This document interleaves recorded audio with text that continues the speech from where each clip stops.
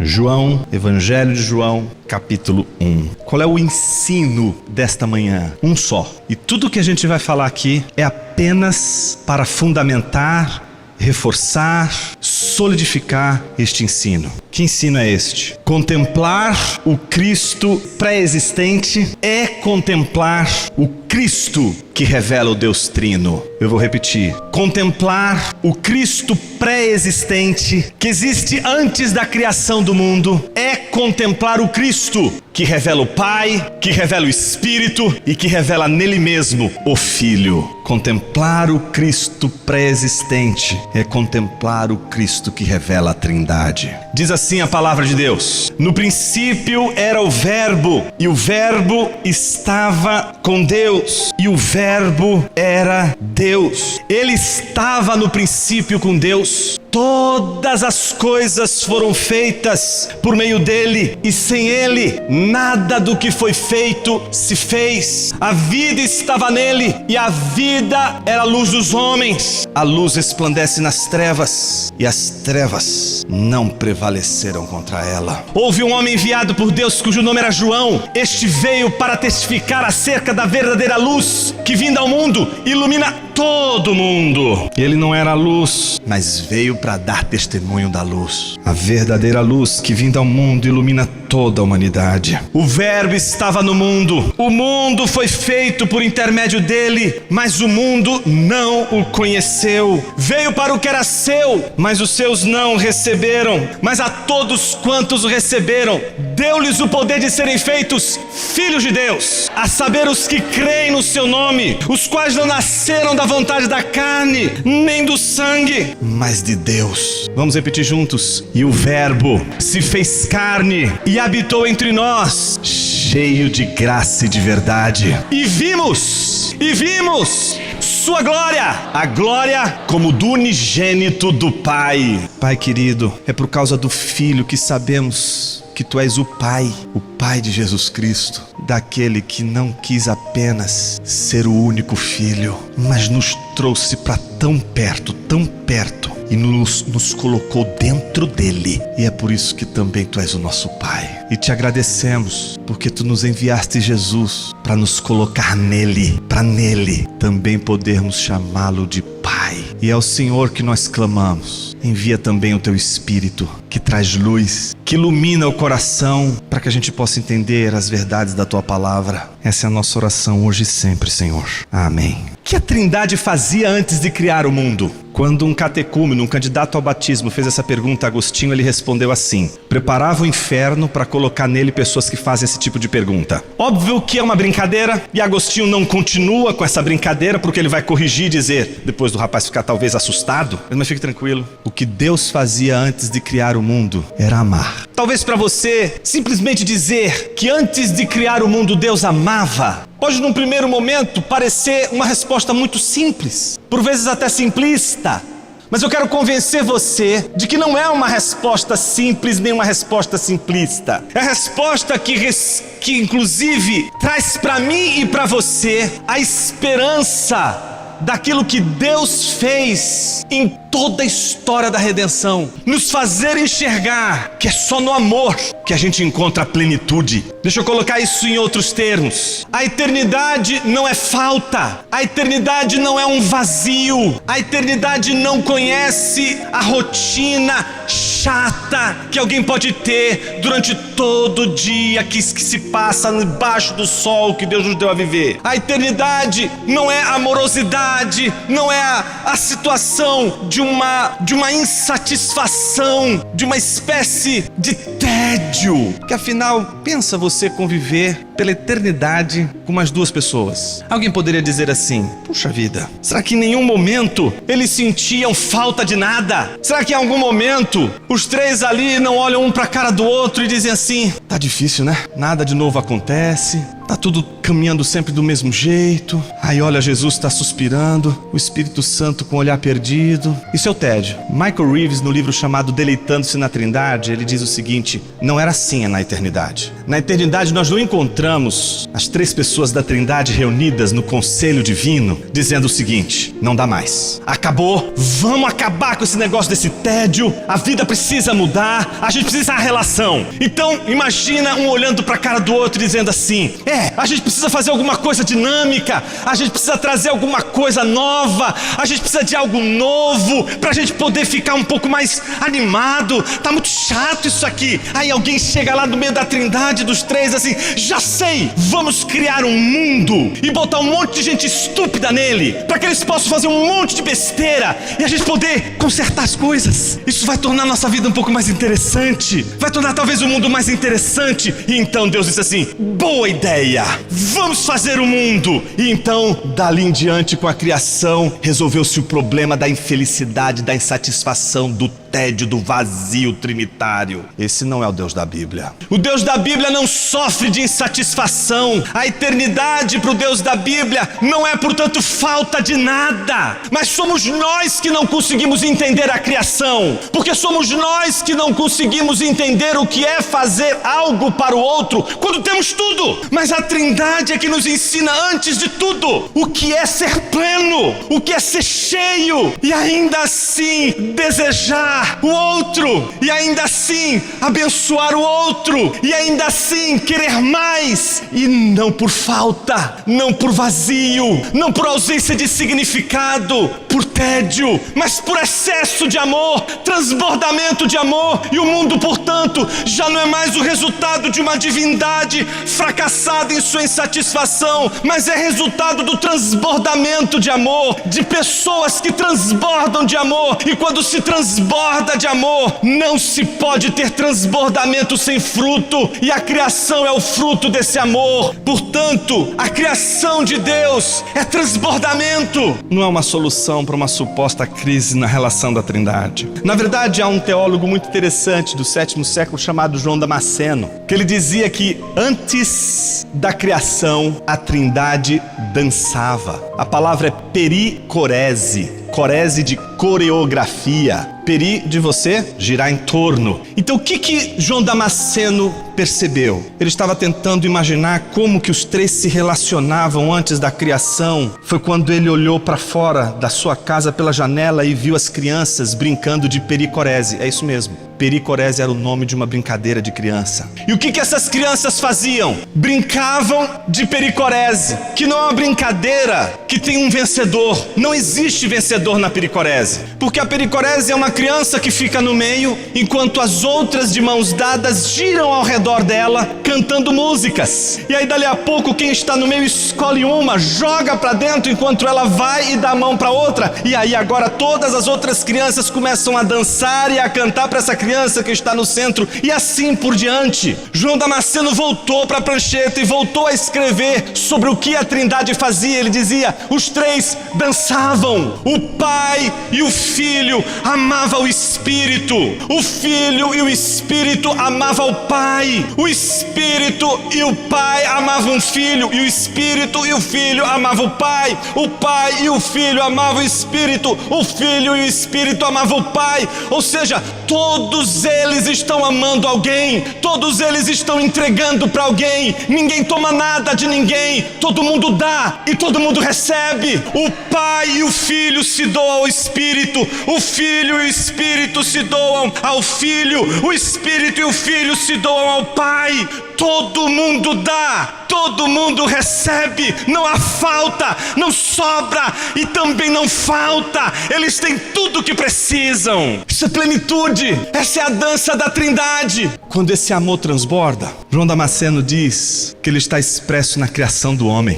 quando o Pai, o Filho e o Espírito dançam e convidam o homem para dançar com a Trindade. Só que para dançar com a Trindade, tem que aprender a dar, a doar, a entregar o tempo todo. Ninguém toma nada, ninguém tira nada, ninguém pega nada do outro. Todo mundo recebe. É como a ceia, você não mete a mão e pega, alguém vai e te serve. Então o Pai, o Filho e o Espírito resolvem dar algo para o homem. Só que para dar esse algo para o homem, é preciso que antes que o homem exista, eles façam. E o nome disso é mundo, o mundo que Deus criou. A Bíblia diz que no princípio criou Deus os céus e a terra. A terra era, porém, sem forma e vazia, era torro vavorro. Torro vavorro não é uma expressão que diz respeito a mero caos, a uma ideia de sem forma e algo disforme. Não, é algo simplesmente desértico, vazio. A ideia do torro vavorro em outras passagens da Bíblia é mostrar que é um deserto árido, inóspito,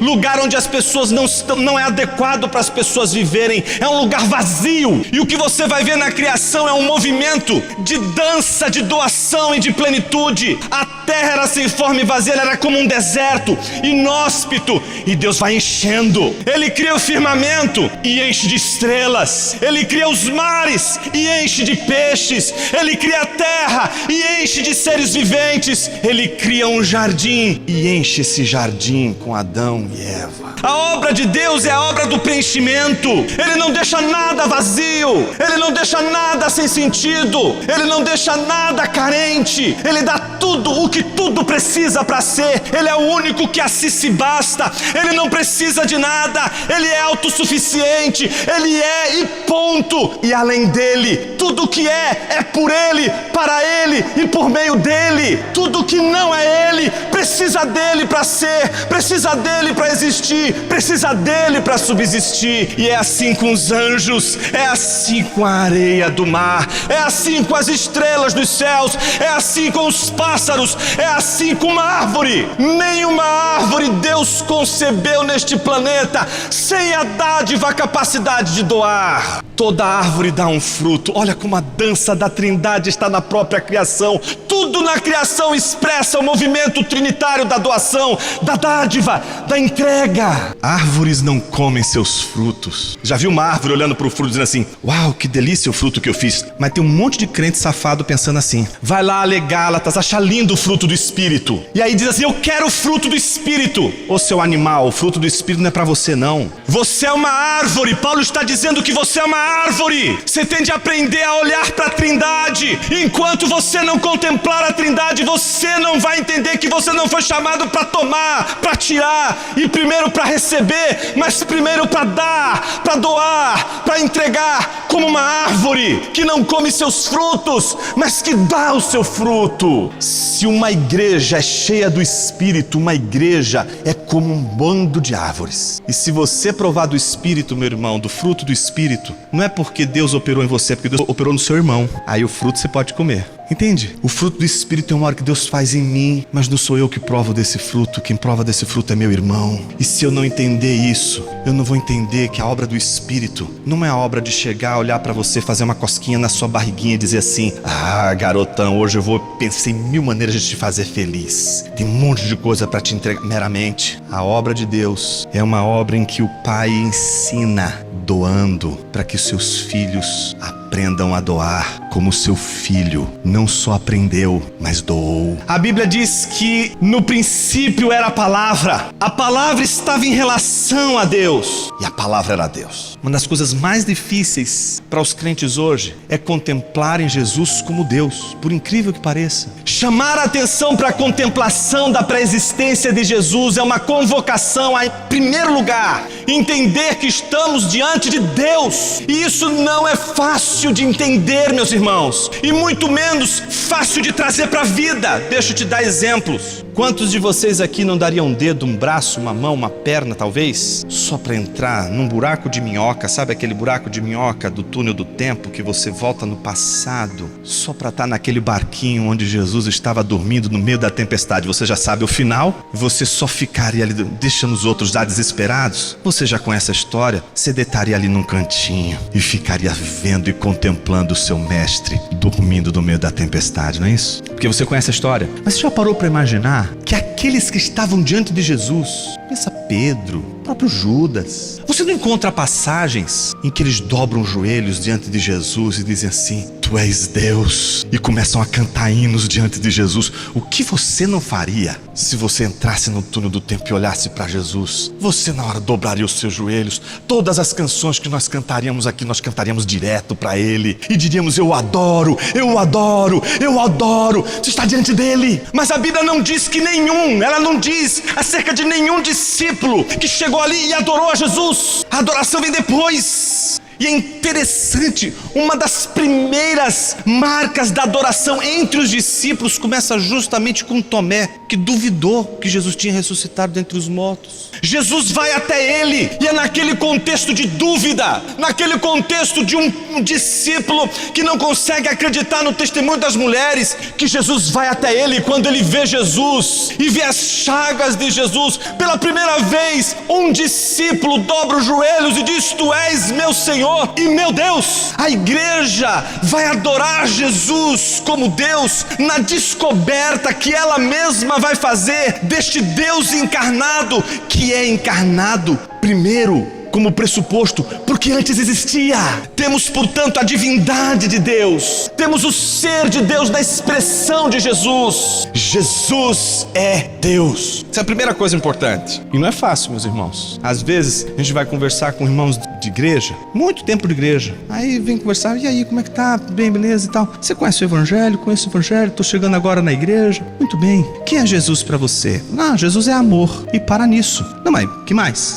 Jesus morreu na cruz por mim. Jesus é bondoso, Jesus é misericordioso. Mas por que é difícil dizer que Jesus é Deus? Porque isso traz implicações terríveis para o discipulado. Não é fácil seguir Deus, meus irmãos. E a gente quer um Jesus que não seja Deus. E para ele não ser Deus, ele tem de ser um Jesus que eu posso seguir. Um Jesus que você pode seguir. Um Jesus que se enquadra no parâmetro que você olha e diz assim: este Jesus eu posso seguir. Por quê? Ele está construído de acordo com a sua imagem e semelhança. Você criou esse Jesus. Esse Jesus existe só na sua cabeça. E por isso ele é tão fácil de seguir. Só que quando você olha para ele, ele é apenas o seu espelho. Ele é só uma imagem refletida do seu rosto. Jesus é Deus. Traz uma implicação enorme para o discipulado. Mostra que se Jesus é Deus, nós estamos diante do maior desafio que um homem pode ter na vida: segui-lo. Não é fácil seguir a Jesus, meu irmão. Eu diria até é impossível. E é por isso que as pessoas querem um Jesus fácil de seguir. Querem um Jesus que elas criam com a cabeça delas. Mas o Jesus que a Bíblia apresenta é um Jesus que, quando a gente olha, a gente diz: não é possível. E é nessa hora que nasce um crente. É nessa hora que um crente nasce de verdade. Quando ele, depois de desistir dos falsos cristos que ele criou com a mente, e ele se depara com as escrituras e vê a grandeza de Jesus, ele diz: eu não posso ser como Jesus, eu não posso segui-lo, eu não consigo segui-lo, ele está muito além de mim, eu não vou consegui-lo. Aleluia, nasceu um crente. Você não vai conseguir a Jesus com suas pernas, você não vai seguir a Jesus com sua inteligência, você vai seguir a Jesus com a graça de Deus. Ele sabe que você não vai segui-lo sem a ajuda dele. Até para seguir a Jesus, você vai precisar de Jesus. Ele é Deus. A régua está alta. Se fosse Pedro, estava melhor, né? Se a régua fosse Pedro, aí se Pedro... Todas as vezes que a gente olha Pedro, até fica o coração quente, né? Porque se Jesus escolheu Pedro, tá fácil pra gente, a régua tá baixa. Mas quando a discussão é seguir a Jesus, a régua tá muito alta. A gente se sente incapaz, porque é alta mesmo. E por que é tão alta? Porque a Bíblia diz que todas as coisas foram feitas por intermédio dele, e que sem ele, nada do que foi feito teria existido. Ele é o mediador da criação. Isso é tão maravilhoso, porque como este mediador da criação pôde estar presente com um homem tão egoísta, tão egocêntrico? E não é essa a nossa história no Éden, não é essa a nossa história no jardim. A Trindade nos chama para uma dança, e para dançar a gente tem de aprender a receber. Primeira lição você já aprendeu: para dançar com a Trindade tem de aprender a doar, mas para dançar com a Trindade tem de aprender a receber, e muita gente não sabe receber. A gente às vezes sabe dar, mas a gente tem dificuldade de receber. Eu vou dar um exemplo típico disso. Quando Jesus vai lavar os pés dos discípulos, quando chega a vez de Pedro e Jesus vai lavar os pés de Pedro, Pedro diz: o que o senhor está pretendendo fazer? Eu fico imaginando Jesus meio impaciente, dizendo assim: bicho, o que eu vou fazer agora você não vai entender. Eu já estou caminhando com você faz tempo, você é lento. Aguarda um pouquinho, deixa eu terminar essa obra, só deixa eu terminar isso aqui e depois vai ficar tudo claro para você. Deixa eu lavar os seus pés. Imagina, jamais vai lavar os meus pés. Imagina. Aqui quem é o Senhor é você e eu sou o servo, e quem vai lavar os seus pés sou eu. Entendeu a contradição? O servo agora está dando ordem. O servo agora está dizendo: quem vai lavar seu pé sou eu. Aí Jesus já conhece Pedro assim: se você não deixar eu lavar seu pé, eu vou mandar você para o inferno. Com Pedro tem que ser assim, porque quando Deus fala assim com Pedro, qual é a resposta de Pedro? O Pedro é um desastrado. Olha como a gente é parecido com ele. Ai, Senhor, não, me lava a cabeça, lava as mãos, lava tudo. Jesus olha para Pedro: o que você fez quando você saiu de casa? Tomei banho, Senhor. Eu só quero lavar o que está sujo. São só os seus pés, bicho. Eu não quero dar banho em você todo. É só uma coisa que eu quero tratar: seus pés imundos. E por que os pés de Pedro estão imundos? Porque todos os pés daquela mesa estavam imundos. Jesus estava ali primeiro de todos eles. Sabe como eu imagino essa cena? Jesus sentado à mesa. Pensa uma mesa rente ao chão. Ela não é a nossa mesa que esconde os nossos pés. Jesus está inclinado com os pés para fora. Na porta da entrada do cenáculo tem um jarro de água e tem uma toalha, mas está faltando um servo. Não tem servo naquele dia. E Jesus está esperando a reação dos discípulos. Enquanto os discípulos não chegam, eu imagino Jesus lembrando do dia em que ele se sentou à mesa na casa de um publicano. Todos os pés dos homens que estavam sentados à mesa estavam limpos. Mas quando Jesus chegou à casa de Simão, Simão não permitiu que o seu servo lavasse os pés de Jesus, e Jesus se sentou à mesa e era o único naquele dia com os pés sujos. E todo mundo tinha visto isso. Mas uma mulher que tinha sido curada por Jesus, sabendo que ele estava na casa do fariseu, mesmo sabendo que ela não seria bem recebida, ela se aproxima. E eu não consigo imaginar, meus irmãos, uma mulher fazendo isso, pegando uma toalha, colocando aqui e dizendo o seguinte: meu plano é chegar lá, eu vou chorar nos pés de Jesus e eu não vou nem levar a toalha, você quer saber? Eu vou enxugar mesmo com os cabelos, deixa essa toalha aqui, e vou enxugar com meus próprios cabelos. Não, meus irmãos, aquilo é tudo improviso. Ela não esperava fazer nada daquilo, ela só queria fazer uma coisa. Muito provavelmente era uma meretriz, tinha uma jarra de perfume que ficava em sua casa, andava com um jarrinho pendurado no pescoço bem pequenininho, que era onde ela colhia todos os dias naquele jarro o perfume que ela usava para se perfumar depois do coito com vários outros homens ao longo do dia. Naquele dia ela sabia que estava na casa de Simão, e o que ela fez foi algo significativo. Ela não pegou o colar, ela pegou foi aquele vaso inteiro, e ela tinha um só objetivo, ela só sabia de uma coisa: eu vou derrubar todo esse frasco inteiro, aquilo que me torna atraente para os homens. Eu vou colocar isso tudo nos pés de Jesus. É a única coisa que eu vou fazer. Eu vou colocar para ele ali e vou dizer: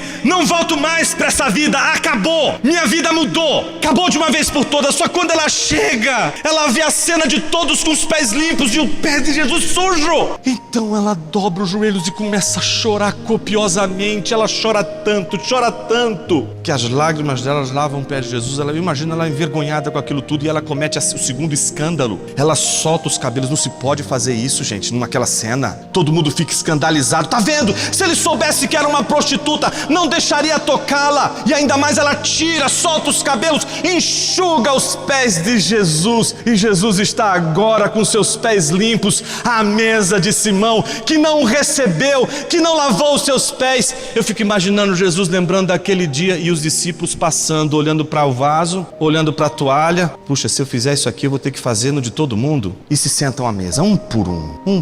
Um olhando para a cara do outro. Quem vai servir? Não, se eu servir, eu vou ser o menor dentre todos os que estão aqui. Imagina eu servir. Não posso fazer um negócio desse. Então o que acontece? depois que todo mundo está sentado, a Bíblia diz, olha que gesto bonito, Jesus tirou a sua capa. Num jantar, todo mundo fica de capa. Só quem fica de túnica são os servos. É assim que você distingue um servo dos convidados para um banquete. Todos estão com capa, mas o servo está sem capa. A capa é tão pesada, ela atrapalha o trabalho, ela atrapalha o serviço. Então eles deixam ela pendurada, porque ela serve até de cobertor para um dia frio. Você tem ideia do tamanho do peso daquilo ali. Então Jesus vai, eles não estão entendendo nada. Eu só fico imaginando quando Jesus pega a água e pega a toalha, um olhando para a cara do outro, dizendo assim, Jesus começa sem falar nada a lavar os pés um por um. Eu fico imaginando o constrangimento, mas ao mesmo tempo a coragem de Pedro dizer, meus pés o Senhor não vai lavar. Quando Jesus diz a Pedro, se você não permitiu lavar os seus pés, você não tem parte comigo. Jesus está ensinando a Pedro como é que ele sempre existiu, mesmo antes da criação. Ele está mostrando para Pedro a sua natureza eterna, de doação, de serviço. Jesus não passa a servir quando ele cria o mundo e nos dá o mundo e um jardim. Jesus já servia ao Pai e ao Filho na eternidade, assim como o Pai e o Filho serviam ao Espírito desde a eternidade, assim como o Espírito e o Filho serviam ao Pai desde a eternidade. Então, depois de ter limpado os pés de todo mundo, mais uma vez, Jesus se senta à mesa com os pés sujos, veste a sua capa e diz para eles, vocês entenderam o que hoje eu fiz? Você pode lavar os seus pés, você pode fazer as coisas do seu jeito, mas você tem de aprender a receber, você tem de aprender a ter seus pés lavados. Você pode fazer as coisas, você pode fazer do seu jeito, você pode fazer da sua maneira, mas o que a Trindade ensina desde o início é que quem não aprende a dar, também não aprende a receber. Não recebe apenas quem é necessitado, recebe também aquele que está transbordando. E é isso que a gente não entende. Quando Deus nos dá algo, a gente acha que agora a gente tem que só dar, só dar, só dar. E aí são pessoas generosas, receberam muito e estão dando, dando, dando. Mas quando se trata de receber, elas, não, meu irmão, eu não preciso, não, minha irmã, eu não preciso. É preciso aprender a receber, é preciso deixar os pés serem lavados, mesmo quando você pode lavar os seus pés, mesmo quando você tem dinheiro para lavar os seus pés, mesmo quando você tem condições para fazer com os seus pés. Tem de aprender a receber, mesmo que você seja cheio, mesmo que você seja farto. Isso não é fácil. Jesus está tentando ensinar a eternidade para um jovem mão de vaca que brigou com o irmão e que chega para Jesus e diz assim, Jesus, manda o meu irmão dar minha parte que me cabe na herança. Jesus, acaso eu sou juiz para julgar entre você e seu irmão? Jesus se vira para a multidão, não dá nem atenção para o jovem, fala com a multidão e conta uma história de um jovem rico, que ele já era rico, ele já era poderoso, ele já tinha um celeiro farto, mas sabe o que aconteceu? Ele não fez nada de extraordinário, ele não fez uma campanha, ele não fez um empreendimento, ele não fez assim, nossa, minha empresa está indo muito bem, está muito cheia de coisas aqui, está tudo repleto, está próspero, etc. Mas eu acho que eu posso dobrar isso aqui. Tive uma grande ideia, vou atacar aqui e pronto, e aí acontece. Não, a Bíblia não diz isso. A Bíblia diz que ele já era rico e a terra dele deu ainda mais. E em vez de ele se alegrar com o que ele recebeu, a Bíblia diz que ele tratou aquilo como um problema. Como é que eu vou fazer para agora colocar isso tudo dentro do meu celeiro? Não cabe. Eu vou construir um celeiro maior para poder abrigar mais. Para ele se tornou um peso. Só que o texto inteiro não mostra ele conversando com uma pessoa. É ele falando consigo mesmo. Ele olhando para eles assim, e agora? O que você vai fazer? A terra prosperou e você não esperava. É verdade, eu não tinha pensado sobre isso. O que você vai fazer? Cara, eu acho que você tem um grande problema, mas você precisa dar um jeito. Por que você não destrói todo aquele armazém e dobra ele? Cara, é verdade, acho que eu vou fazer isso. Cara, muito bem, você já trabalhou tanto, você agora tem que se alegrar com tudo isso. Vai, seja feliz. Um homem ensimesmado, vive só para si mesmo, é autoabsorsivo, ele não consegue se bastar e por isso ele quer se engolir se fosse possível. Termina sozinho. Jesus diz, louco, essa noite perderão a tua alma. E olha o que Jesus diz, e para quem você tem deixado tudo isso? Ele é solitário, ele não tem nada para entregar, porque ele não tem ninguém para receber. Somos péssimos em fazer amigos. A gente é a civilização do network. A gente faz amizade com pessoas que são interessantes pra gente, que podem contribuir para os nossos negócios, que podem contribuir para a nossa missão, para o que a gente está fazendo. Meus irmãos, se Jesus fosse fazer amigos assim, a gente estava lascado. Ainda bem que a lista de Jesus é maravilhosa. Ele começa uma lista com Judas e termina com Pedro, começa com Pedro e termina com Judas. É uma lista muito boa. Então a gente olha para Jesus e diz: Jesus, o Senhor tem um dedo podre, não é possível. Amém, meus irmãos. Você está aqui por causa desse dedo. Ele não trabalha com a categoria da escolha pelos melhores e piores. Ele não disse assim: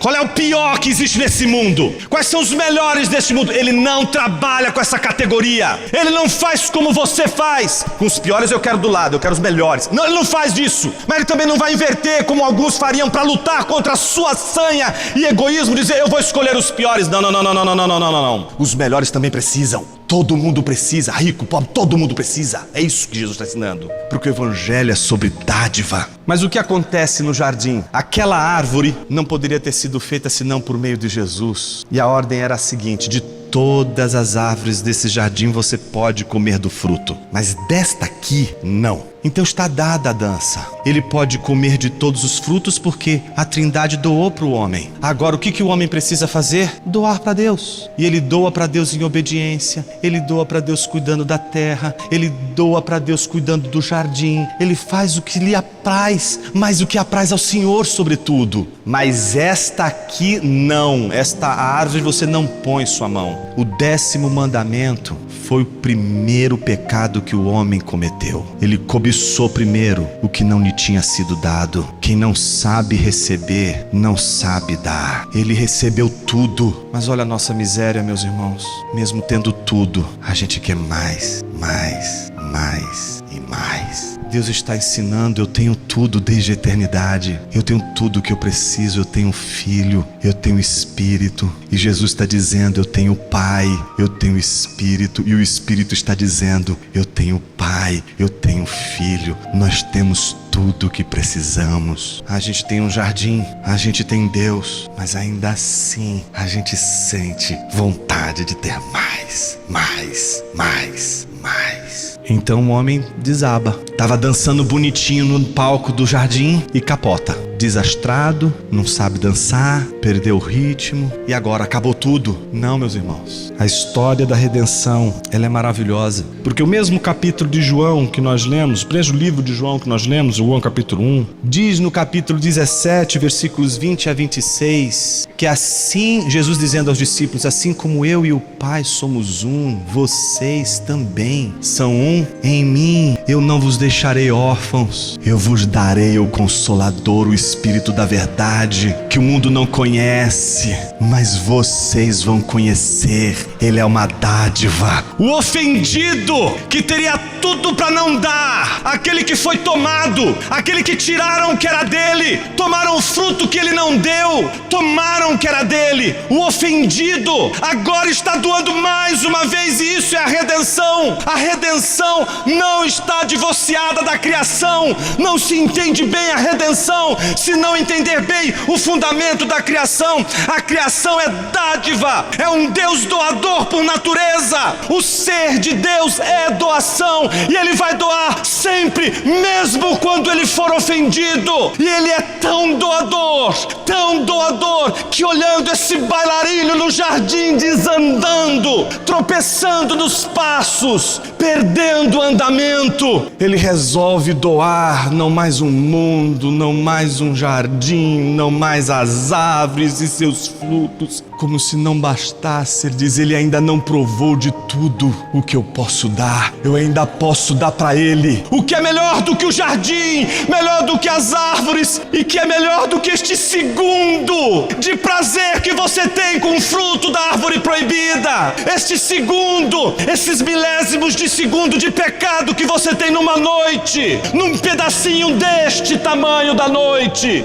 Este pecado que afrontou a Deus, este pecado que ofendeu a Deus, não foi suficiente para esmagar o ser doador de Deus, que deu o mundo para o homem, mas ainda não deu tudo que Ele poderia dar de melhor para o homem. Ainda há algo melhor para Deus nos dar do que o jardim do Éden. E então Ele dá o que é melhor, Ele mesmo. Você ainda não provou o que é melhor nessa vida. Não é o jardim, não são os frutos do jardim. O próprio Deus do jardim é o melhor que Ele ainda não deu. E Ele dá, mas Ele não dá de qualquer jeito. Ele dá seu Filho, o monogenes parato patros, o único gerado do Pai, eternamente gerado do Pai. Sempre foi Filho de Deus. Não houve um instante, se pudéssemos falar nesses termos da eternidade, em que Jesus não tenha sido Filho de Deus. Não há um momento na eternidade que as três pessoas estão confusas, misturadas numa sopa cósmica. Não, Senhor. Desde toda a eternidade Ele foi Filho. E Deus não deu só a si mesmo, dando a Jesus, porque João diz, como nós lemos, no princípio era a palavra estava em relação a Deus, e a palavra era Deus. Ele não só dá a si mesmo, mas Ele dá algo que para Ele é tudo. Se você perguntar o que é mais importante para o Pai, Ele nunca vai ser um idólatra, porque o mais importante para o Pai é o Filho e o Espírito.